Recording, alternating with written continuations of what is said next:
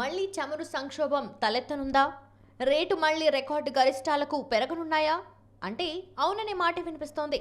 Russia Ukraine యుద్ధం, Israel పాలస్తీనా యుద్ధానికి తోడు ఇప్పుడు ఎర్ర సముద్రంలో ఫ్యూయల్ ట్యాంకర్లపై పెద్ద ఎత్తున క్షిపణి దాడులు, డ్రోన్ దాడులు పెరగటమే దీనికి కారణం.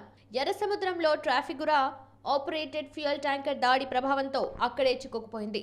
దీంతో ప్రపంచవ్యాప్తంగా ఇంధన సరఫరాకు అంతరాయం ఏర్పడింది.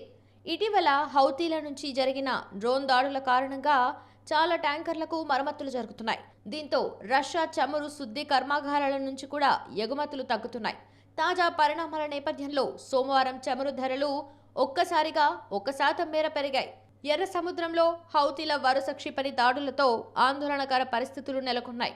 ఈ కారణాలతోనే రష్యా తమ చమురు ఎగుమతులను తగ్గించింది. ఫిబ్రవరి 1న రష్యా నేతృత్వంలోని పెట్రోలియం ఎగుమతి దేశాల సమావేశం జరగనుంది. చమురు ఉత్పత్తి స్థాయిపై చర్చించనుంది. దీంతో ఒపెక్ మళ్లీ ఉత్పత్తిని తగ్గిస్తుందేమోనని ఆందోళన నెలకొంది. ఈ నిర్ణయం స్టాక్ మార్కెట్లు సహా ప్రపంచ దేశాల ఆర్థిక వ్యవస్థల్ని కూడా ప్రభావితం చేస్తుందని చెప్పొచ్చు. మరి ఆందోళనలు తగ్గే దిశగా ఏమైనా నిర్ణయం తీసుకుంటుందేమో చూడాలి. దేశంలో సాధారణ ఎన్నికలు మరికొద్ది నెలల్లో జరగనుండగా అప్పటిలోగా ఇక్కడ పెట్రోల్, డీజిల్ ధరలు తగ్గొచ్చని వార్తలు వినిపిస్తున్నాయి. లీటర్పై పెట్రోల్, డీజిల్ ₹5 నుంచి ₹10 వరకు తగ్గొచ్చని తెలుస్తోంది.